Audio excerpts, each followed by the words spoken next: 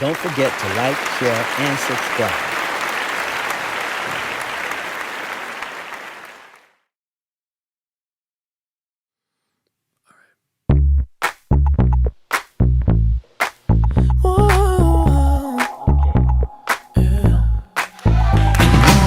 I'll admit I was wrong. What else can I say? Girl, can't you feel my head and not my heart? I was drunk, I was gone, but don't make it right. I promise there were no feelings involved. She said, boy, tell me honestly, was it real or just for show? Yeah. She said, save your apologies. Baby, I just gotta know, how long has this been going on? You've been creeping right on me. Are you calling me, baby? How long has this been going on? You've been acting so shady. I've been feeling it lately, baby. I'll admit I was wrong. What else can I say? Can't you feel my head and not my heart? I was drunk, I was gone, that don't make it right. But I promise there were no feelings involved. She said, boy, tell me honestly, was it real or just for show? She said, save your apologies. Baby, I just gotta know, how long has this been going on? You've been creeping up on me. Are you calling me, baby? How long has this been going on? You've been acting so shady. I've been feeling it lately, baby. I'll admit I was wrong. What else can I say? Girl, can't you feel my head and not my heart? I was drunk, I was gone, that don't make it right. But I promise there were no feelings involved. She said, boy, tell me honestly, was it real or just for show? She said, save your apologies. Baby, I just gotta know, how long has this been going on? You've been creeping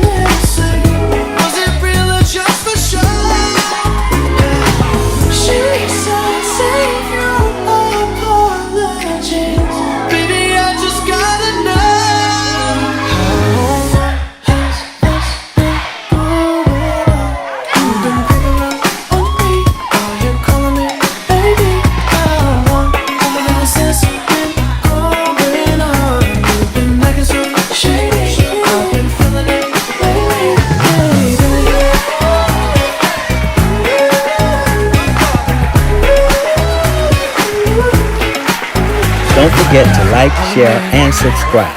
Hello, family. This is Mr. E. Here today I'm not in my man cave today, but I am in my office. And I'm in Montgomery, Alabama. And I thought today I wanted to come and bring a few words with morning thoughts. And now that I have your attention today about something that was put on my mind this morning.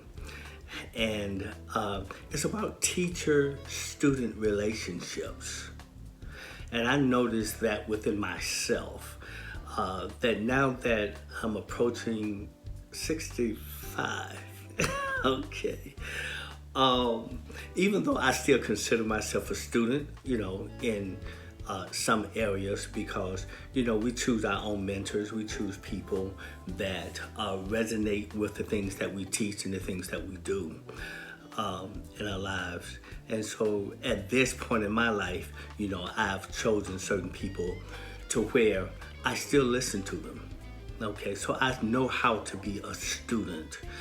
But at the same time, because I am where I am at this time in my life, I most of the time I'm in teaching mode, if you understand that. So I have, and being a teacher, in the school system for all these years, and kind of just grew up teaching.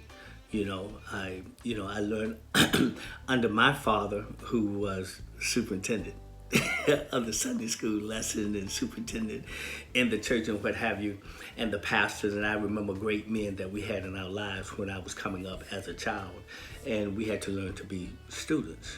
Okay, and so I understand the teacher-student relationship very well. And now at this age, I think that the older we get to a point to where we kind of get stubborn. Okay, because what you know. It just seems like, when you've lived your life this long and you've kind of fallen in a lot of holes, you've made a lot of mistakes, and you kind of figure out the wisdom that the older people have, that they pass on to us because they have experience. They may not have all the new technology and certain things, but there are certain principles in life that we learn and we try to pass on to our next generation. And one thing that I was looking at the other day was the scripture where it was talked about how we prepare ourselves each day to go to war. And where we gird up our loins with the truth. And we need the word of God, and we need the shield to ward off the fiery darts. And all of these analogies are given to us and labeled to kind of give us an idea to understand that every day we go into war. We go into the world, and we have to basically, we're at war on truth, on how to live and how to get people to a point to where we can create a better society, better life, better people, better culture. Okay, so with this teacher-student relationship, it's very important. It's an attitude also toward life, because if you don't have this attitude or this posture, that's a good word, a posture, if you do not set this posture in your life, you're just all over the place, and you can really appear to be really foolish when you decide that you're just smarter than the teacher, or that why would you submit yourself under a teacher whom you do not respect, you do not honor, you do not agree with? I don't do that. I find someone who I resonate with, and I say, there's my teacher right there. And you just resonate with that person. Not that you got to eat up everything that they say, but and most teachers don't require that you say it the way they say it or whatever. Be you. Just take the substance of what they're said, the principles. For we know that we do not wrestle against flesh and blood, but we wrestle against principalities, wickedness in high places, a darkness of this world. So we have these principles that have been laid down in the scriptures, in the Bible, and even there, most of you know that I've always said I'm on a journey, and I'm going back through the scriptures and combing through them again to understand and to be able to see a little bit more clearer, to gain a lot more wisdom, and to see, okay, what's going on here? Why am I questioning in my spirit a lot of this, which I feel God led to do? And I think this is what he would have me to do, and that's what I do. And so I come outside of that, and because I believe that having a background in science, that all things can be proven. And that's why I love the scriptures that says prove all things, because of my scientific background. So I pull that in. But this teacher-student relationship is very, very, very important. And the closer, the more close-knit this type of relationship, the more important it is that you understand that if you're going to come together, you have to resonate. How can two walk together except they agree? And if they do not agree, that's when I get off. I go on to the next thing, on to the next place, because I already know that if your foundation is not put together, it's very solid, you're going to have some problems. You're going to have some problems, so you have to have enough wisdom to be able to see down the road to see where certain things are going. So I am going to suggest that all of us, pay more attention to, number one, know thyself. Know what your intentions are. Know who you are, where you are, the direction you're going in, what you believe in, whatever. You've got to know yourself first. And you have to be honest with yourself. That, so when you decide that you want to come together with someone and develop a relationship with them, you must understand that there's no such thing as well, we do have them, but we usually call them freaks. When you have a two-headed animal. When you have two-headed animals and they do not agree.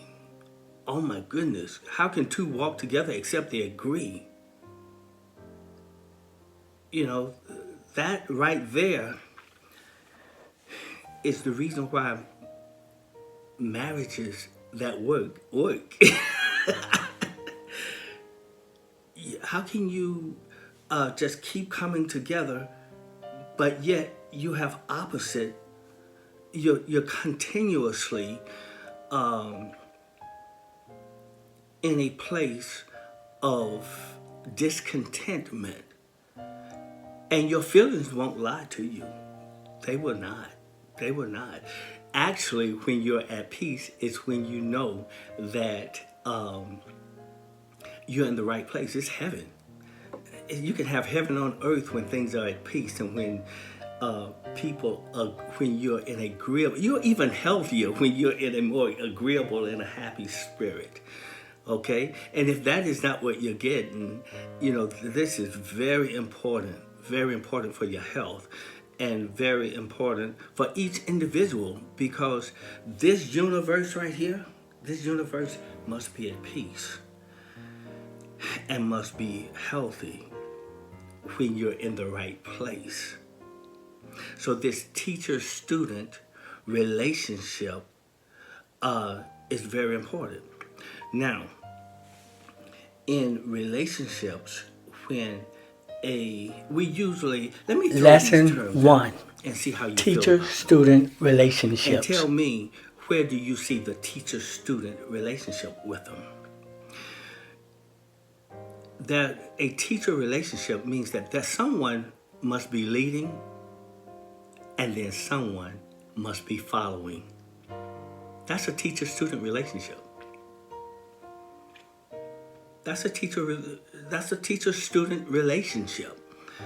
If you go and join a company, let's say you're going to work for McDonald's. McDonald's becomes the teacher, and you as the employer is the student. And if you want to work there, you have to learn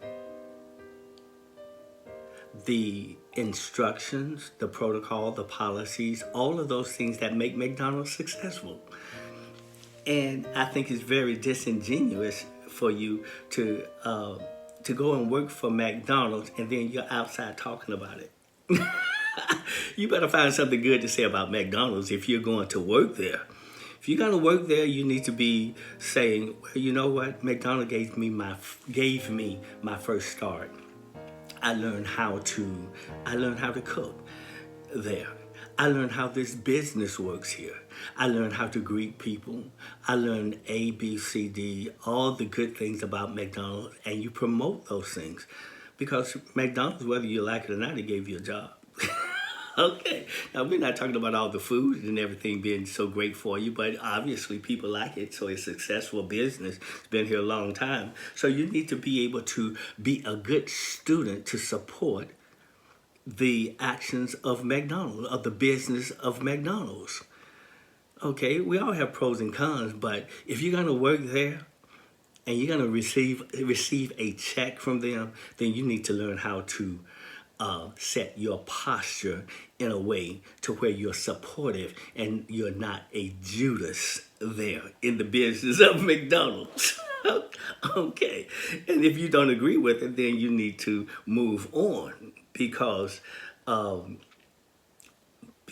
being you're being disingenuous and you're non-supportive of that organization or that business or whatever you might be. So you need to learn how to be in one accord with that business if you're going to work with them. And you don't need to be a Judas there. Now, some of you might not be familiar with that term, Judas. But Judas is the one that is written in the scriptures about. He came and pointed out Jesus so that the men who were looking for him could capture him. So he comes over, and I can imagine him just saying, Jesus, I love you. And then he greeted him with a kiss. The kiss of Judas. All the time, he was plotting his failure. And that's the same thing as someone who, I would say, that comes and tell you, I love you, I love you, I love you, but all at the same time, they're talking about your French fries. They can't understand why your French fries taste the way they taste. Or they don't like your hamburger. But they are there eating your hamburgers, maybe even fixing your hamburgers. But they can't understand why you do the business that you do. And there's always a question or something about McDonald's that they don't like. And they're so quick to say, well, I can't do McDonald's the way you do, but yet you eat there and you get paid to eat there. And you say that you're supportive of McDonald's. Just food for thought. Remember the kiss of Judas.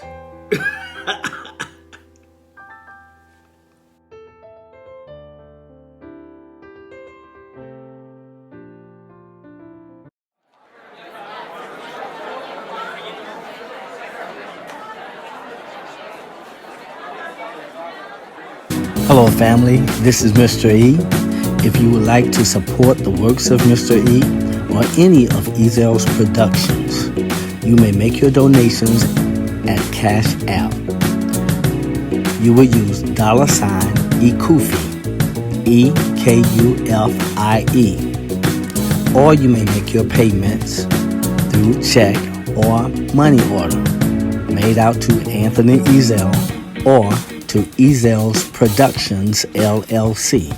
That address is P.O. Box 492, Jackson, Alabama, 36545. Or you may contact us at the phone number of 251-709-1123.